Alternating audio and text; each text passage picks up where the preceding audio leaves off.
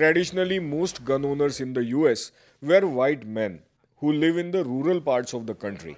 But that's now changing as more members of minority groups are buying guns. At Jimmy's sports shop in Long Island, New York, owner Jay Zheng has noticed the change. A lot of Asian people come here and they buy firearms because we're here to help, and now they know, oh, we can have guns too, as long as we're a legal citizen in New York. Zheng adds that Asians are coming to his shop in part because they are scared by the COVID driven rise in violence against the Asian American community. But it's not just Asian Americans. According to the National Shooting Sports Foundation, in 2020, gun ownership increased by 58.2% among African Americans and 49% among Hispanics. Damon Finch, a firearms instructor in Newburgh, New York, also says the fear of violence is the motivating factor.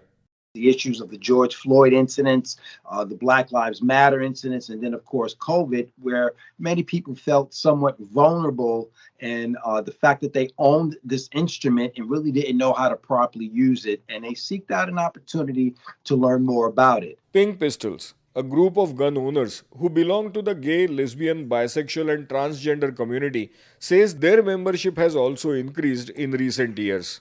The folks that have been reaching out, some of them have been for fear of crime directed towards them because they're in the queer community. Some have been generally just because they see the state of the world, things going on all around with respect to increasing crime in some areas, especially over the last year or so. Of the estimated 400 million guns in the United States, 98% are in civilian hands. That comes as a huge cost in human lives. According to the Center of Disease Control and Prevention, more than 45,000 people died from gun-related injuries in the US in 2020. Gun control advocates point to landmark research from the New England Journal of Medicine that drew a clear link between guns in the home and an increased chance of gun violence. David Yamane studies American gun culture. If they aren't familiar with proper gun handling, if they are really new to guns and don't learn how to use them properly, we could see an uptick in accidental shootings. Yamane adds there is no evidence to suggest that more legal gun ownership reduces crime.